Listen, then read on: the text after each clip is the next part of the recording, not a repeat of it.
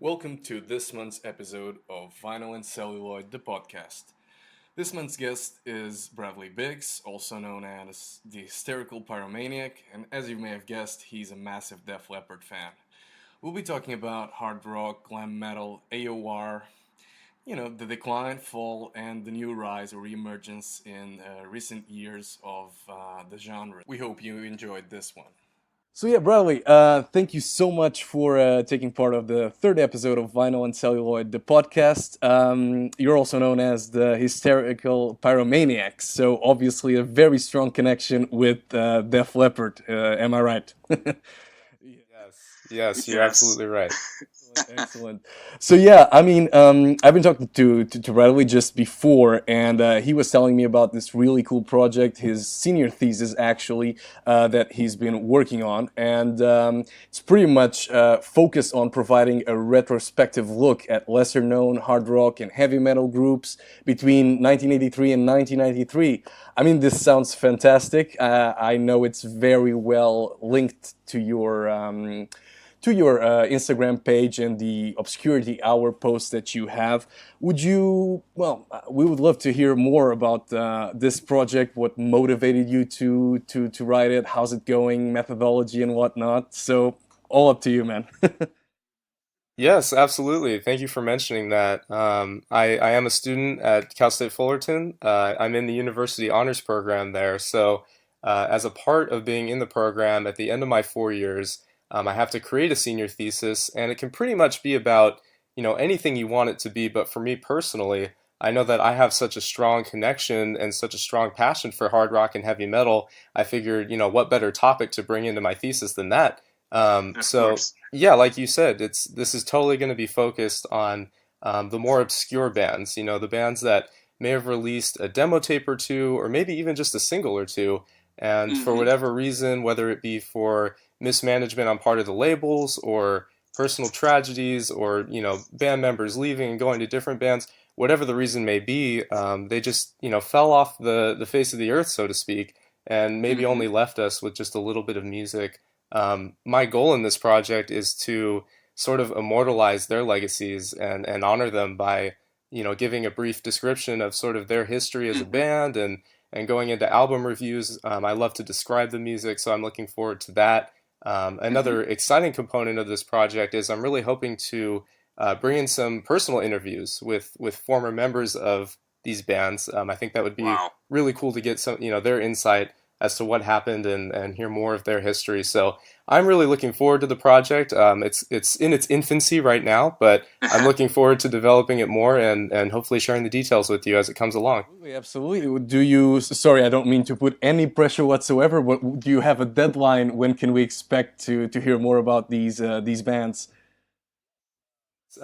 So the project itself will be fully completed and presented a year from now. So Okay. next May it should be done. But like I said, this is based off of my Obscurity Hour posts on my page.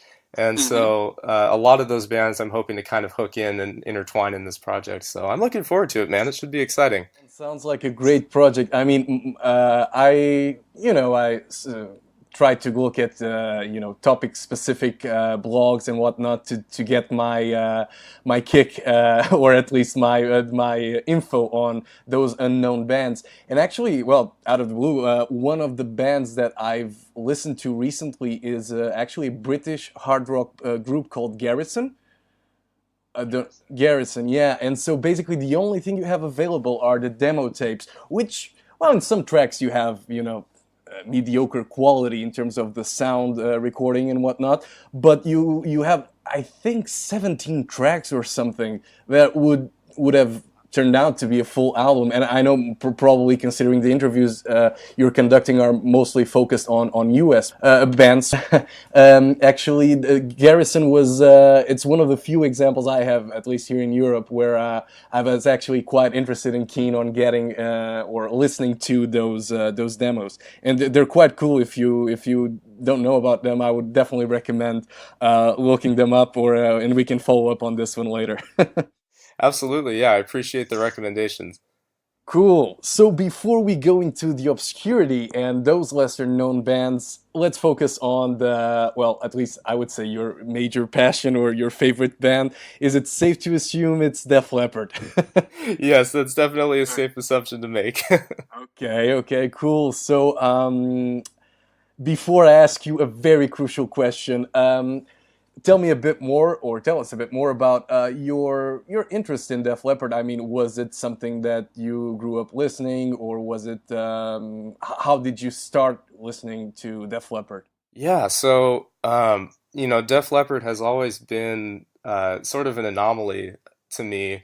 I first heard them when I was a kid, and my mom was actually the one who introduced them to me because she grew up as a fan and sort of passed Hmm. the torch along to me. But it was really one of the only times where a song has just stopped me dead in my tracks. And I still remember the first song, Hmm. I heard was Rocket off of the Hysteria album, and just that thundering intro of Rick's drums just floored me. I don't know what it was, but all I knew was that I had to hear more, and so I kept listening, and I got a hold of the Vault album, Greatest Hits, Hmm. released in 1995. That was kind of my first, taste of the band, and then from there, I was hooked. I wanted to hear all their stuff, and it's really interesting because Def Leppard is one of those bands where their fan base can be a little polarized between their early work, Hmm. pre-Hysteria, and their later work.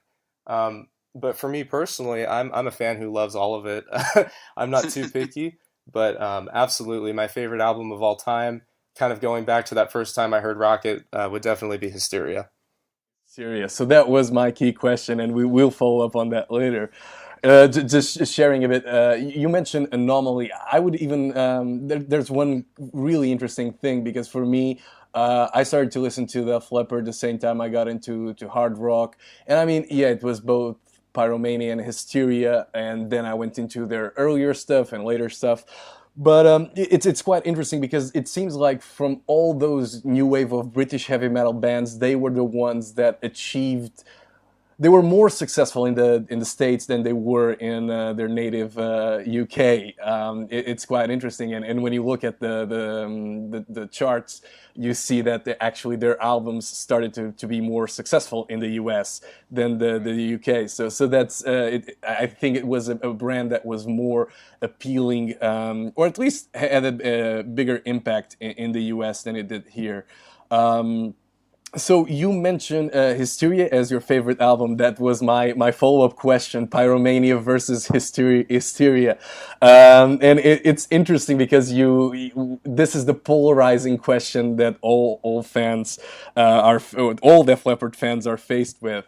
I mean, I know that for example, Hysteria was the original concept was to have the hard rock equivalent of Michael Jackson's Thriller, right? So having almost every single track being a hit single and whatnot. It it didn't turn out that way. If I think you'll agree with me on that one. But again, what's your take on this Pyromania versus Hysteria debate that goes on? I mean, what drives this discussion? Is it the heavier sound of Pyromania that the fan base was expected to continue and didn't get their fix with Hysteria? What do you think that drove that or that drives that discussion?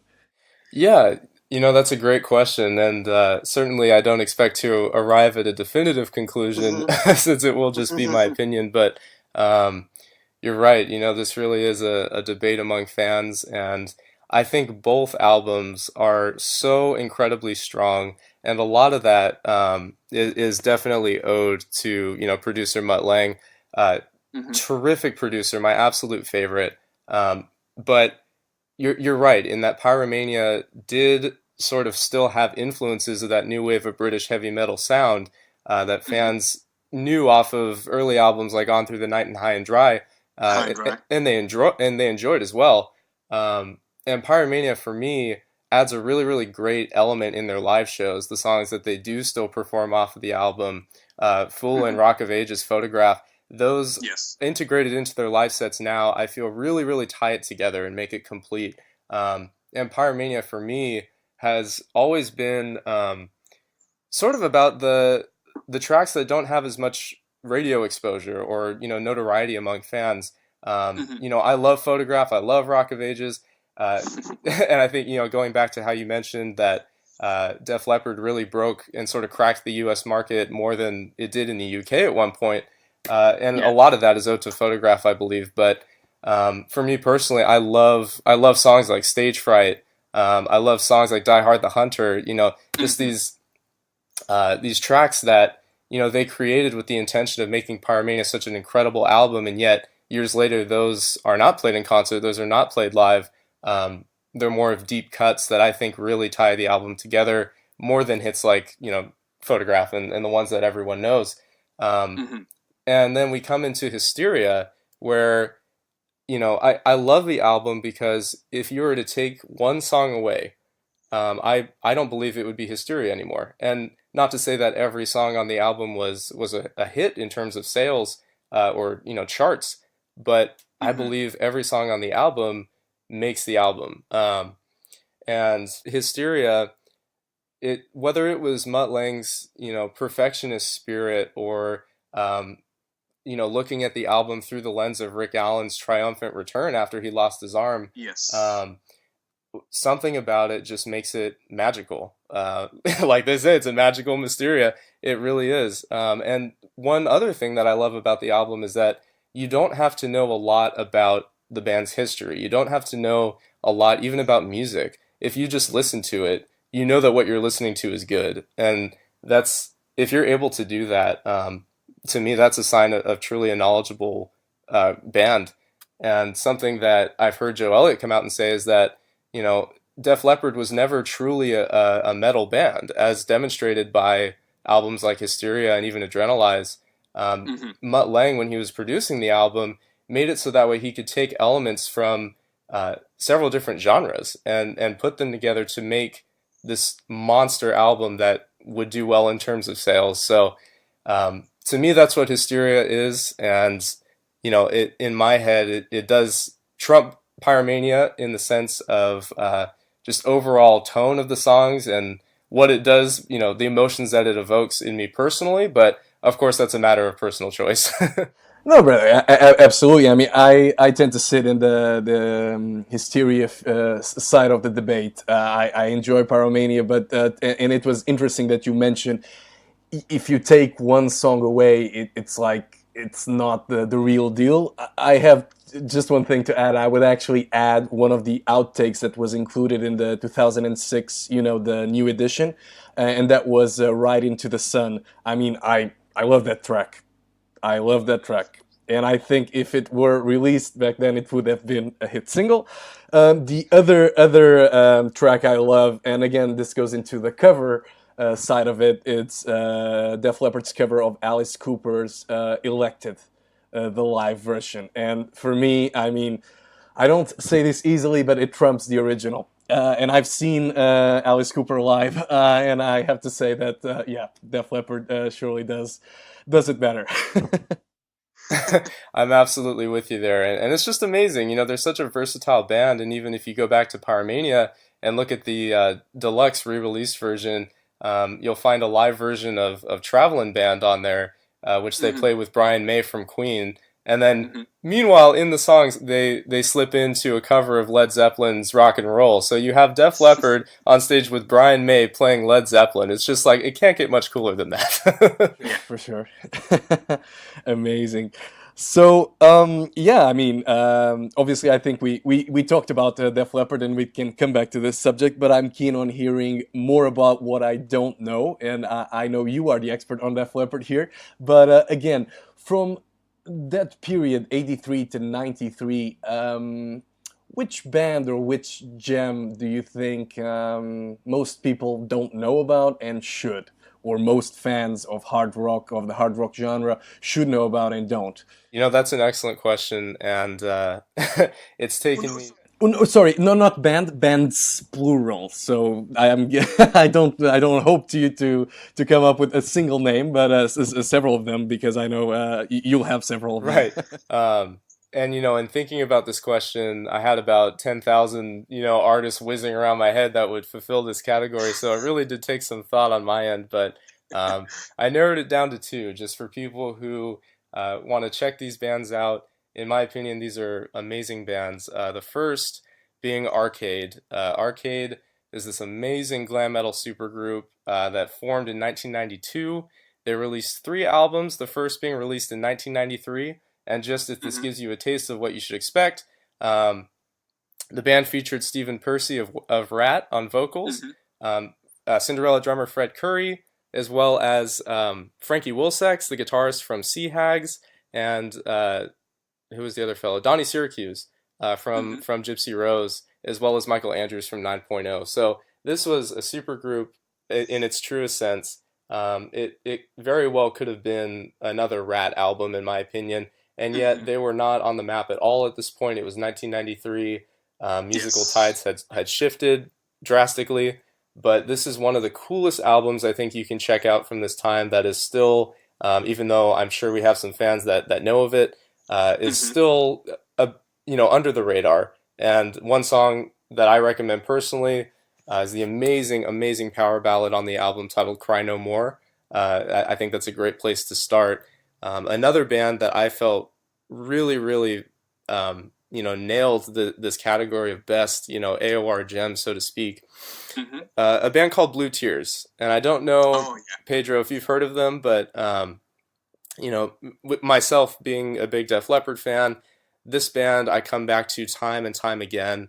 Um, they released their first album, in 1990. We're coming into a new decade, and Mhm. it's amazing because the album itself is a complete, blend of two major artists being Bon Jovi and Def Leppard, and you hear Mhm. their influences so profoundly throughout the album. And my favorite track on the record itself has to be the title track, Blue Tears, because you have, the intro and the opening verses, the inflections in Greg Fulkerson's voice are to the T Bon Jovi. And then in the transition Wow. from the pre-chorus to the chorus, within an instant, it turns into Def Leppard. Mhm. And it's just amazing because I've heard people cover Def Leppard. I've heard people I've heard bands that have had Def Leppard as one of their main influences, but I've never heard a band so masterfully be able to mimic their sound. And if, personally, hearing this album for the first time, I found it in a thrift store for $1 and I didn't know what to expect. And the first time I played it, I thought I could have sworn Mutt Lange produced the album. If you listen to it and you didn't know that Mutt Lange didn't produce the album, you absolutely would have thought he did. So this is a terrific band. Sadly, Greg Fulkerson passed away back in 2009, but Mhm. man, killer album. So you should definitely check that one out as well. Will do, will do. I'm writing this down. Actually, when you started to talk about Blue Tears, I mistook them for Blue Blood, which again is a vinyl that I got for I believe €2 something, like forgotten in a very small record store back in Portugal. You'd be surprised. We can talk about that later. But it's a very small place, and that was the place where I also got. This is not AOR, but it's a funny story because it's so small that if they sell DVDs as well. So basically, you have to sit down in a bench, looking through, crate digging. And if you move your back a bit, you hit this like massive DVD stand, and everything falls down. So I got, believe it or not, an original pressing of The Last Waltz, with the concert that Martin Scorsese directed. And he recorded everything, right? So I got the live thing, original pressing, and believe it or not, I mean, that thing, I know the value, and me and my dad were crazy about it. So I bought it, and it was actually in a bin. So I got it with the Rolling Stones, a Rolling Stones album that I didn't really want to get, but I just want to get both of them to say, okay, here's the money and buy, because it was such a find. So yeah, that's a funny story about my crate digging period. Let's call it like that. Oh yeah, that's Well, a score. Congratulations on that yeah. find. Yeah, I'm very proud of that one. I have to say. It's a funny thing you mentioned the supergroups, because that's definitely something that sometimes flies under the radar. I would love to hear your thoughts on two supergroups. The first one being the HSAS, with Sammy Hagar, Neil Sean. I'm sure you heard of them. Yes, absolutely. Yeah. I have not had the honor of owning, their extensive catalog on vinyl.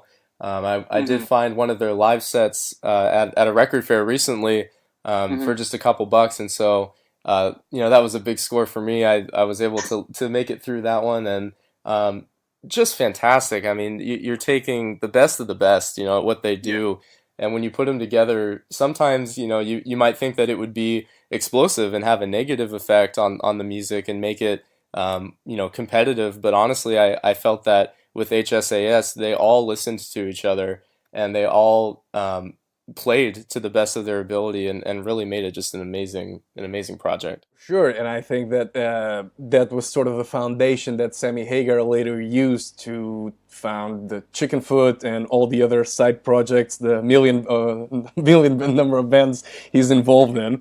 But yeah, again, it reached a modest position in the charts, and it wasn't. It was right before he became the lead singer of Van Halen, and I don't know. I think there was it didn't receive that much attention. But what's your take? You pretty much you think it's a solid album. Um, and I'm sorry, the name came back to me, Through the Fire. Through the Fire. Yes, through the fire. Yes, 1984. yes, fantastic album. And you're right. I think it was really in this critical period where Sammy was, between his solo work and about to take, his position as frontman of Van Halen, Yeah. and obviously fans would have their disagreements on that, but in this band in particular, um, really just, I mean, he's excellent. I think Sammy Hagar is one of those people where he's just a man with a Midas touch. Everything that he's a part of, in my opinion, just turns to gold, and HSAS is a shining example of that. Absolutely. I mean, Top of the Rock is one of my favorite tracks, and I think their cover of Procol Harum's Whiter Shade of Pale it's quite powerful because I mean Yes. his vocals are simply amazing on that one. The other band, and again we move a few years later, and it's funny you mentioned Rat. It's actually Contraband. So with Michael Schenker, Tracy Guns, and I think it was Bobby Blotter from Rat on the drums, if I'm not mistaken. Again, that was an album that it's quite the opposite of HSAS. I mean, you don't hear about it, period. You so I'm sure actually there was something. I don't know if there was a song in this album that was covered by Blue Tears later. Not fully sure on that one, but I'll have to look it up. I mean, your take on this album? It was a different year, right? It was released in 1991. The tastes were shifting. Again, you still have a very strong ensemble, but it somehow didn't break out. Would you agree with me on this one? Yes, I do think you're absolutely right, and part of that, is the time that it was released. And going back to what you said about how, Blue Tears ended up taking that and covering a song, you're right, and I believe that was Loud Guitars, Fast Cars, and Wild Wild Women. Um, Yes. and so, Contraband really an interesting supergroup because, like you said, it was really kind of dwarfed by other groups like Damn Yankees Hmm. at a similar time. But it's also really worth mentioning, to fans of these other bands, to fans of these other side projects, because man, it's an incredible album. And I'm It a is. big Macaulay Schenker fan. I think that was such an excellent time in the band's history. And Hmm. so, to take his work and apply it in a group like Contraband with all these other, talented musicians, really just a stunning effort. And unfortunately, this is another one that I don't yet own on vinyl, but Wow. I'd love to score a copy someday. Yes, yes, it's on my list as well. I'm still digging for that one. So that brings us to actually I think the most well one of the most interesting topics for me, which is 1991, the year everything changed. It's quite interesting because it appears that like one day the world woke up and glam metal, AOR, hard rock was not popular anymore.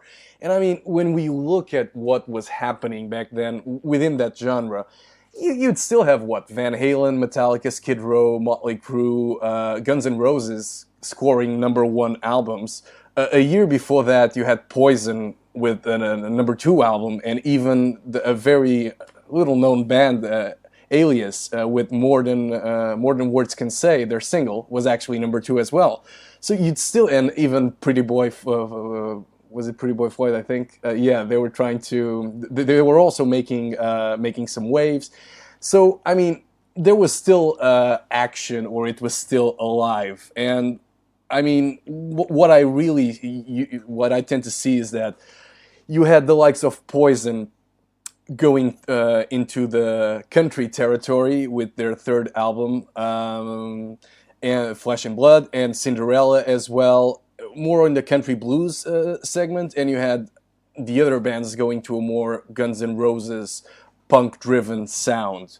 Would you agree with me on this one? I mean, let's assume that Nirvana never released Nevermind. What do you think would be the natural evolution of the bands from the 80s? Yeah, Pedro, I'm really glad that you brought that up because a lot of people look at 1991 sort of as, the definitive year that glam metal died.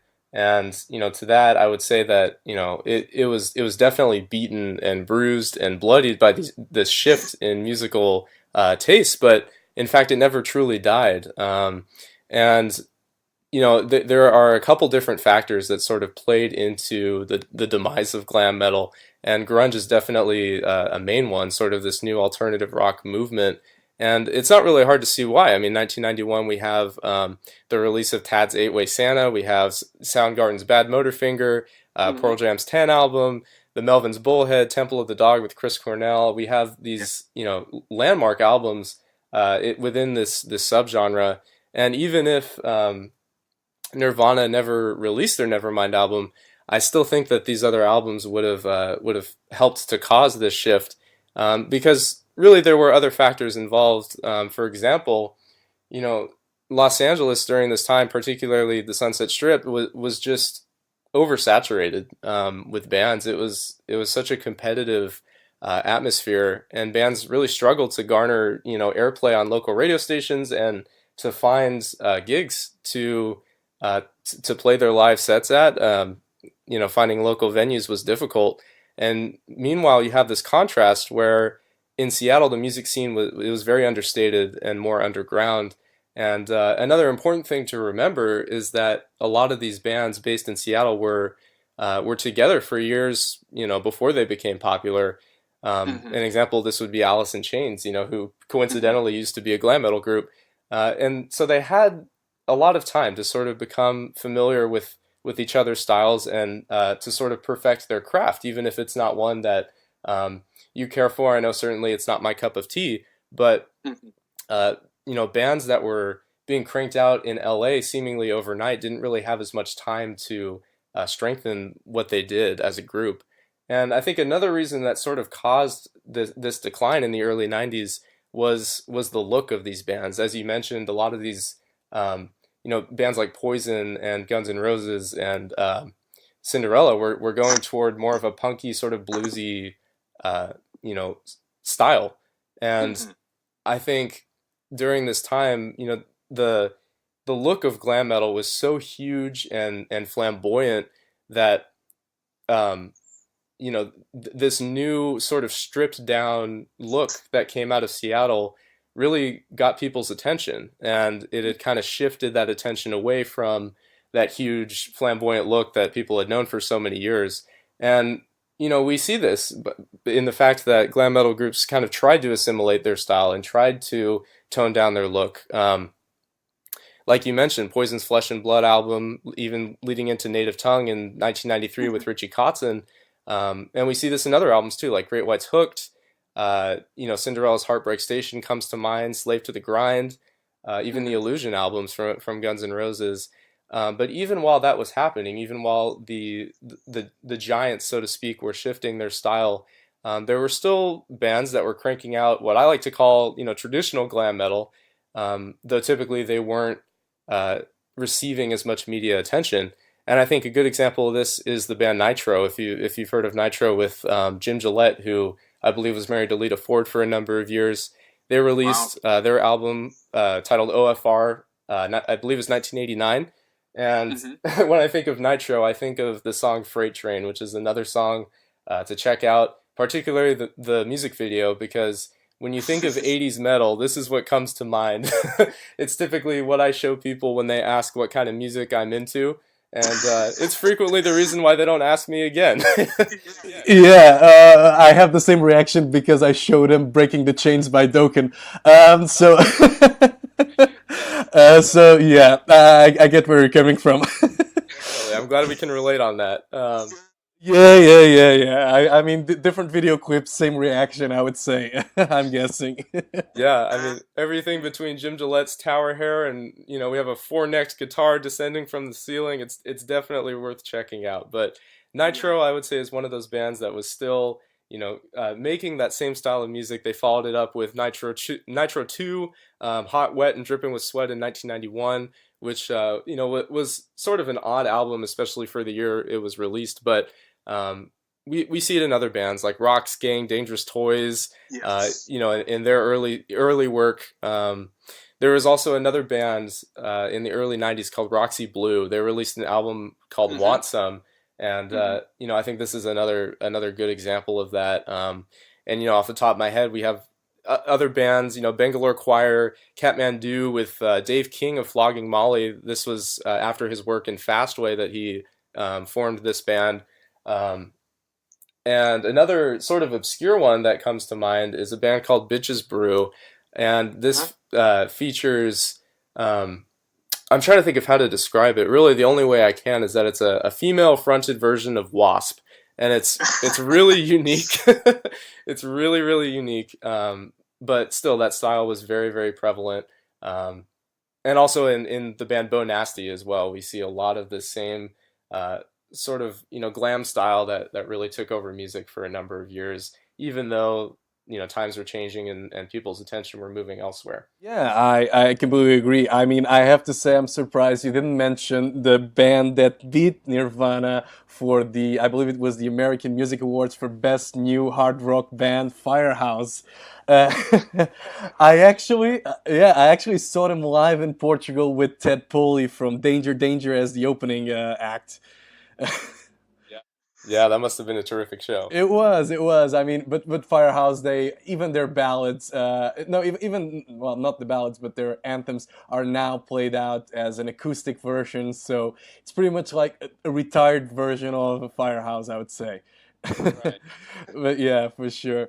But yeah, I mean, definitely one thing that I'm now doing, and again, not at the same extension you are because it's less professional, of course, but it's actually identifying those hidden AOR hard rock gems post 1993. And I'm not talking about Aerosmith's Get a Grip, more into, like cool albums that a lot of people, that simply fell into obscurity. And I don't know. I mean, you focus on 83 to 93, and that's an excellent batch.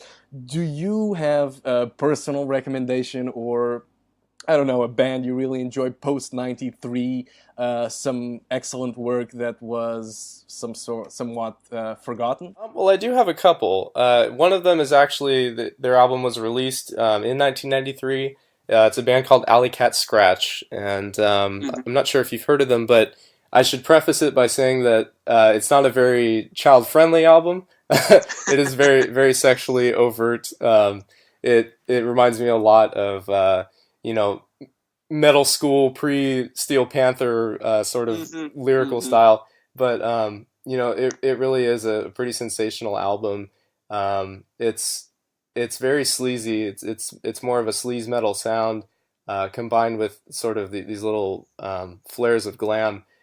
So Hmm. that's a great one to check out. Another one is a band called Erotic Suicide. They released their first album titled Amusement Park. I believe it was 1995. Another one where it's a little bit it's a little bit different just because it was the mid 90s at that point, but still has that 80s sound, still has those great melodies. That's another one to check out as well. Um, and in terms of post 1993, I know that there definitely were bands that were still making their music. A lot of them were not based in the U.S., so it does require a little bit more research on my end. Um, Hmm. but you're absolutely right. There are definitely there's no end to what to what we can Hmm. find. Absolutely. I would have to say from my side, I would point out, and again, I'm breaking my own rules of not using commercial names, but I would say the three albums post 92, 92 onwards would be Lancia. So I really love that album. And you mentioned Melody, and I recall the song Sweet Melody Valencia. So I love that album. The second one would be For the Hard Way by Danger Danger. And again, this one is quite well. It's well known, but for me, it deserves more credit, and that's Vince Neil's first solo album, Exposed, which with Steve Stevens in the guitar. I mean, that album is simply amazing, in my opinion.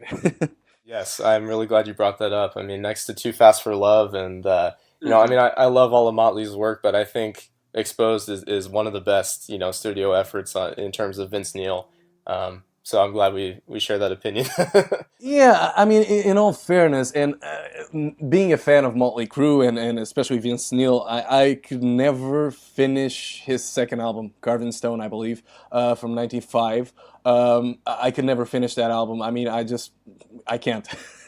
I don't know what's your take on that album, but for me, it's very difficult to actually go through song by song. Yeah, you're right. It is a step away from his previous work, so I definitely see how you feel that way.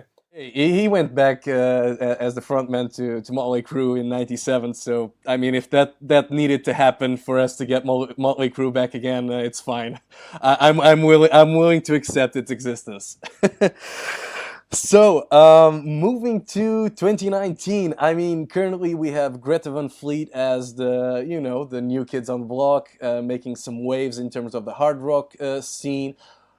More than, I mean, beyond them, what currently is, I mean, if you had to pick up a recent release within the hard rock AOR genre, I mean, which album would you pick? Which band do you think that is now the new thing or has an amazing sound? Yeah, that's a great question. I do want to give a little shout out here because I was thinking about your questions and I was thinking about which label sort of embodies this new spirit, this new generation of rock and roll. And I think one label that does an excellent job of that is Frontiers Records, based in Italy. Hmm. They make that their mission, and so I think if you were to go on their website, go on their social media page, whatever, and check out their releases, you would find plenty of new bands that are picking up the torch of rock and roll. In my personal opinion, I love the voice of Ronnie Romero, and Hmm. he has fronted so many bands over the years, including Rainbow, but between his projects like Lords of Black and Corleone, and I believe he what was his other one? Destinia. He has such a terrific voice. Bands like Ferryman, others. He's definitely worth checking out if you have not heard any of his material. I strongly recommend that you do listen to him. Another one that I think is really sort of on the up and up. I'm trying to remember because there's so many that I have off the top of my head here, but one that I think really is taking up the torch would be Animal Drive with Dino Jalusic. Uh, Terrific voice. They just released a new EP called Back to the Roots, where it's a cover EP. They just are covering their influences, but check out their first album, Bite, which was released last year. Uh, Killer voice on this guy. So I think that's definitely another one that's worth checking out. It's amazing. I mean, my recommendation from my side, I pick up a thing or two here and there, but it would be Room Experience because you mentioned Italy, right? And this is actually you have the lead singer is actually British, but the rest of the band members are Italian. So you have Room Experience is I mean, they deliver really good AOR. and the album was released in 2015, I believe, and it was simply amazing. I really enjoyed that one, but I guess that's well, it's still in Europe, so one of this is still linked to your recommendations or your sources. Right. No, I'm writing that down. And I think another one for, if you are interested in AOR, would be to check out Age of Reflection. New bands, they really don't have much of a following, but they're working on wrapping up their second album right now, and their first is just top-notch, amazing AOR. So I would also suggest that you check them out. Will do, will do. So a bit more into your collection right now and your gig experience. I would say, what's the album your biggest achievement in terms of album acquisition, or the one you're most proud of having in your collection? Right. Man, that's a good question. I I had the honor of meeting Rick Allen from Def Leppard last year on behalf of the Percussion Marketing Council, and I brought along two copies of Hysteria. One of them is the picture disc LP, which was released back in the day, and he was kind enough to sign that one for me. So that's sort of my holy grail at the moment. I have that one hanging on my wall. Other albums, I have a few Striper records that are signed. Some signed Motorhead. Just some ones that are definitely more hard to come by nowadays. But I'm curious to hear what yours are as well. I would have to think about it. I think that The Last Waltz is one of them. I don't know. I was quite happy when I got Vince Neil's Exposed and actually Aerosmith's Get a Grip, because for me, any album post '92 that you can get in, you're able to buy in vinyl, it's quite an achievement, because back then CDs were the thing, not vinyl anymore. So I'm quite happy with those two purchases. I don't know. I have to think. I actually got Van Halen's latest album back with David Lee Roth as well. So that was a tad expensive, but yeah, that would be I think those would be the three best acquisitions, or the ones that were difficult to come by, but I managed to get them. That's terrific. Yeah, I've always wondered about that because I've seen, on Instagram, I've seen people who are based over in Europe, and their collections I feel are so much more difficult to find over here in the States. So I always wondered about that. Like, vinyl in the 90s, how rare is it over there versus over here? But yeah, that's interesting that you say that. Well, let me give you an example. So this is a bit outside of the scope of our conversation, AOR. It's actually Keen, and I do love the band, and I do love their album Hopes and Fears, 2004. But again, up until a couple of years ago, you could find, I don't know, maybe 10 copies on Discogs, all like the selling price would be starting at $200, right? So that was, and even that was like the quality was like dubious at best. And then they re-released the album, and that's when I bought it. But so sometimes it's very very difficult to acquire, and then you get like vinyls coming from Brazil, sometimes from countries where you really think, wow, did Bulgaria have such a strong Motley Crue fan base in '97 that they have Generation Swine? No, I don't think so, but well, maybe. And I actually got one from Japan, because I do have a friend who goes there for work quite often, so I got her to get me a vinyl from Japan. It's not a Western band, but it's actually a Japanese composer, and I got that one. But again, it was somebody who went there and actually got it for me. But yeah, it is difficult, and I ordered several vinyls from the U.S.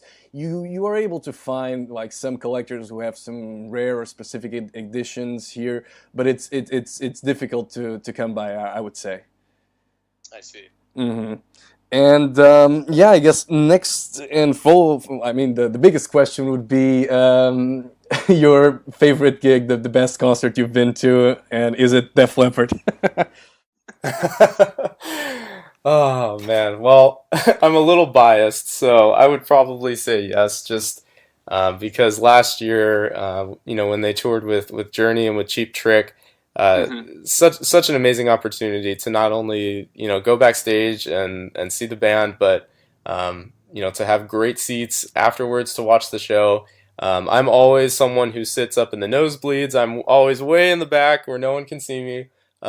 So in order, when I got the experience to be up close, that was really sensational. But and this sort of does fall out of what we're talking about, but um, I saw Brian Adams a couple of years back, and Hmm. it was just an extraordinary night. There was hardly anyone in the stadium. I think it was because it was probably a Wednesday night or something, but um, just an absolutely amazing show. He has such a great voice still, and he just released Hmm. his new album. Um, that was definitely one of the best concerts I've been to. Just a really really great show overall. Great. I mean, I have to say, I missed out on a great chance to see Whitesnake and Def Leppard in the same night. So I'm still having nightmares about missing out on that one. But I would say my number one concert, and again, outside of the scope of this conversation, is your country's icon and idol, Bruce Springsteen. It was an amazing concert. I mean, 3 hours, a 3 hour gig. He was headlining this music festival back in Portugal. It was his second time. The first time he was in Portugal was in '93 without the E Street Band. So I mean, to see a 3 hour gig from a guy who's like pushing 60 something, it was just like mind blowing, and all the classics and everything. It was amazing. So that would be my first pick. The second one would be Motley Crue's farewell tour with Alice Cooper as the opening act. It was outstanding. I saw it. I went to Germany. I flew to Germany quite a few times for concerts. One of them was Aerosmith. The other one was this one. And I mean, I was there by myself because my friends bought tickets but then couldn't join. So I was there by myself, and I immediately mingled with the locals, despite my German being basic at best. And they were all like wearing the spandex and with the long hair, and you're having a conversation about like John Corabi, like we don't want to talk about him and da da da. So you get into the spirit, right? And it was such an amazing night, and Alice Cooper. I mean, I always enjoyed Alice Cooper, and I do own both Billion Dollar Babies and Trash, and two different eras, right? But I'm a massive fan, and I just want to see him live, like solo, not as an opening act, because it impressed me. It is a crazy show. I mean, the visuals are just wow. I think he was beheaded in the middle of the set. Something, the crazy stuff he pulls out, but it was simply amazing. Yes, definitely. Oops, sorry Oops, to no interrupt problem. this. Okay. So yeah, Yeah, no, that does sound amazing. it was crazy. Bradley, listen, these were all the questions I had for you. Thank you once again so much for being on my humble podcast, and I hope to hear more from you and your ongoing project, and we get to see the final output next year. Maybe we have you back on the podcast and tell us all, like, from May 20 or April 2019 to May April 2020, that journey. We want to know. Absolutely. I would love to be, back on your show, and I so appreciate you having me. It's been great talking to you, and if you're ever in California, man, don't be a stranger. Come on by. Thank you so much, and we'll definitely be in touch.